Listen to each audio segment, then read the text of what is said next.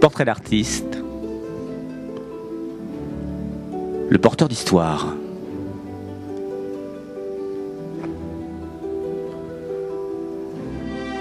Et si l'histoire n'était finalement qu'un subjectif assemblage de faits réels, sans histoire, une pratique artistique semblable à celle de la littérature et son appareillage savant et sensible de mots, sans a priori.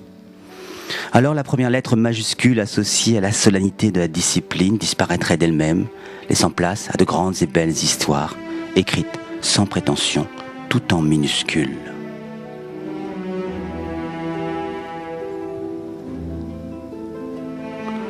Voilà une grande idée tirée au fil des répétitions par l'auteur Aleksik Michalik.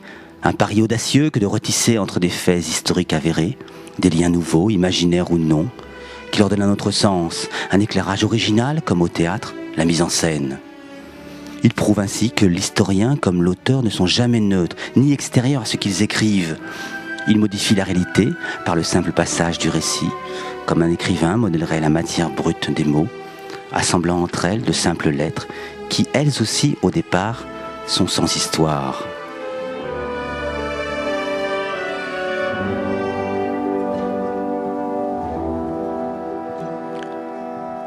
En cela, ils sont les messagers parmi les hommes, apportant du sens là peut-être où il n'y a rien, ou un simple vide apparent. Ils tissent, par la trame romanesque, une toile de mailles aux fils invisibles du commun des vivants, comblant les vides entre deux points intangibles de l'espace, nouant des intrigues, dénouant les incohérences du temps. Ces porteurs d'histoire deviennent des couturiers habiles dans un défilé de personnages historiques. Ils ordonnent leur apparition, signifient leur dire, montrent la voie par la langue. Leur toute-puissance est celle du récit qui attire, fascine et hypnose. Le pouvoir de raconter de tout temps passe aussi par celui de la mémoire qui sélectionne les faits et qui, en les reliant, nous lie à jamais. L'art d'historier est sans doute aussi celui de gouverner.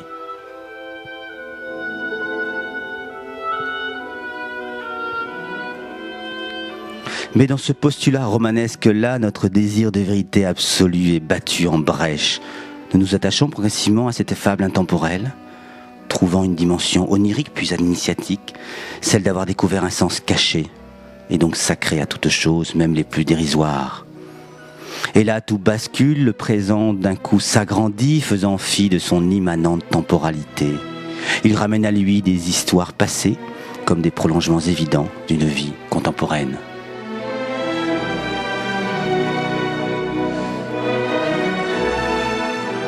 La mise en scène participe à ce voyage magique et mystérieux, hors d'un espace-temps chronologiquement frustrant. Ainsi, des objets matériels évoqués ne sont évoqués que par le mime, renforçant la suggestion et l'intemporalité du jeu. Les personnages présents et au passé se côtoient simultanément à quelques mètres l'un de l'autre. Les correspondants téléphoniques à chaque bout du fil sont isolés par deux raies de lumière singuliers, comme séparés par une ombre sans espace. Les comédiens et les comédiennes en noir et en blanc, et aux pieds nus, comme des êtres dépersonnalisés, attendent d'être au passage du récit, incarnés en personnages costumés, colorés. C'est tout l'origine et l'essence de l'acteur même qui apparaît là.